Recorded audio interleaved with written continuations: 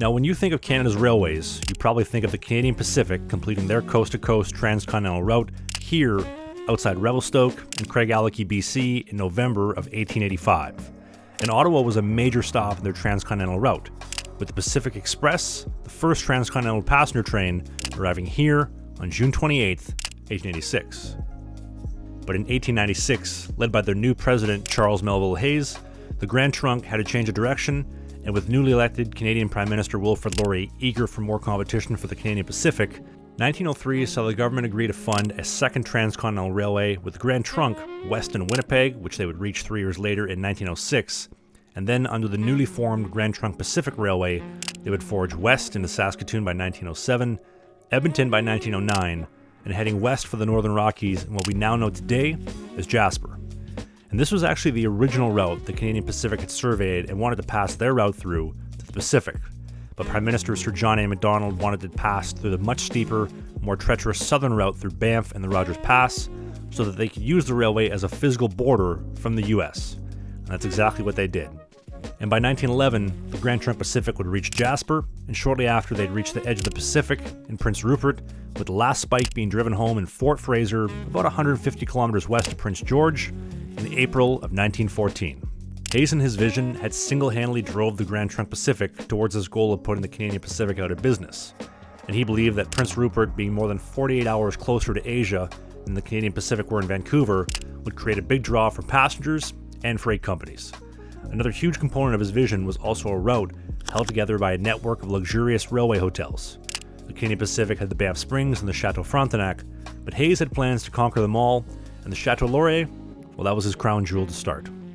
Construction began in 1909, just steps away from Parliament Hill, alongside the Rideau Canal, on not just a state-of-the-art hotel, but a new passenger station to service the hotel from across the street. Now, this process actually started in 1906, but for Hayes, this was about one-upping the competition, and he wasn't giving the Canadian Pacific an inch. From building his new hotel right beside the Canadian Pacific tracks, to quoting them exceptionally high rates when they wanted to use the station, since they were in need of a new station as well at the time. But after what I can only describe as a 3-year pissing contest, Prime Minister Wilfrid Laurier stepped in to have them both agree to use the new Grand Trunk station together, and any station you see across the world named Union Station was named that in honor of a union of the railways under one roof, or in this case, one train shed.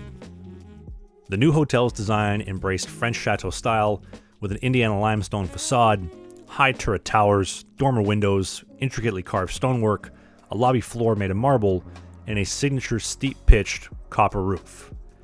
Charles Melville Hayes demanded only the best, and he spared no expense in the name of luxury, and after almost 3 years and $2 million in the hotel, and an additional $800,000 on the station, both were eyeing completion, and the grand opening would be an extravagant affair slated for April 26th of 1912.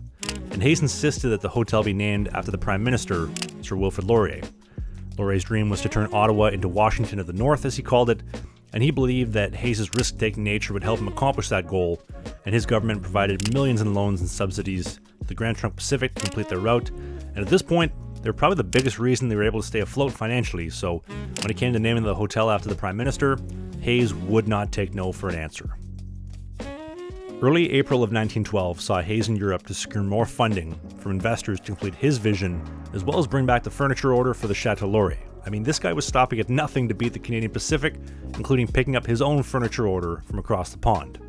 And Hayes was also attempting to secure a deal with the White Star Line to have them bring passengers across the Atlantic and exclusively on the Grand Trunk Pacific passenger trains en route to the Pacific and Prince Rupert, since Canadian Pacific already had their own fleet of steamships and he didn't.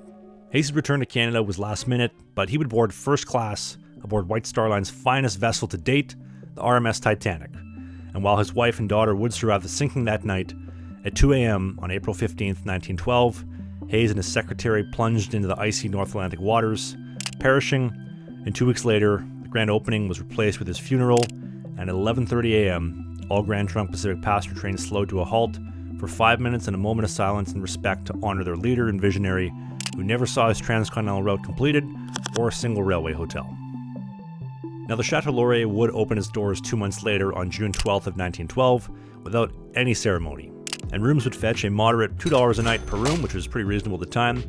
And although he had passed, Hayes' vision was a success, and the chateau from the start was seen as a masterpiece by the locals, and Grand Trunk Pacific would continue to forge west, opening the Fort Garry in my birthplace of Winnipeg in December of 1913, and the Hotel Macdonald in Edmonton 2 summers later in July of 1915, both of which I've done separate videos on in this series. And Grand Trunk Pacific didn't stop there, as they also had plans for the Chateau Coupel in Regina, Chateau Myatt Hot Springs in Jasper, Chateau Mount Robson, Chateau Prince George, and the Chateau Prince Rupert.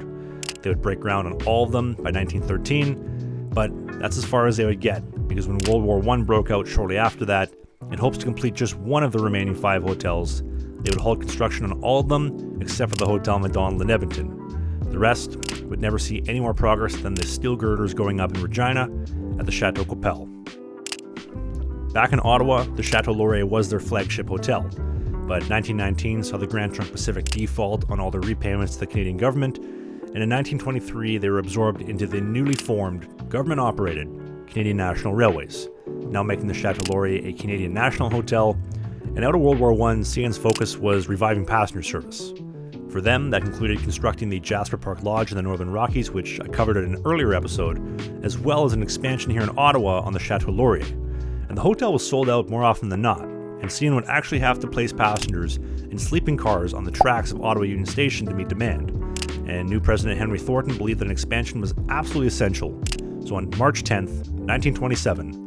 they would break ground on a new $6 million, 240-room addition to expand the hotel from its original letter L-shaped design to what they called a U-shape, but from above it looks more like a crooked U. So, I don't know, maybe somebody forgot to measure.